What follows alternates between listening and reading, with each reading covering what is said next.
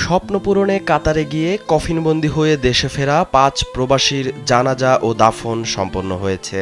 সিলেটের কানাইঘাট উপজেলার আকুনি মাদ্রাসা মাঠে একই সঙ্গে তাদের জানাজা নামাজ আদায় করা হয়। এ সময় মাদ্রাসা প্রাঙ্গণে ছিল উপচে পড়া ভিড়। স্বজনদের পাশাপাশি নিহতদের শেষ বিদায় জানাতে হাজির হন স্থানীয়রা। এর আগে আজ সকালে বিমান বাংলাদেশ এয়ারলাইন্সের একটি ফ্লাইটে সিলেট এমএজি ওসমানী আন্তর্জাতিক বিমানবন্দরে পৌঁছায় তাদের মরদেহ। এক্সপার্ট ইঞ্জিনিয়ারদের দক্ষ হাতে দেশের মানুষকে প্রতিদিন সুরক্ষিত রাখার প্রত্যয় নিয়ে এলো সেফ সার্কিট ব্রেকার।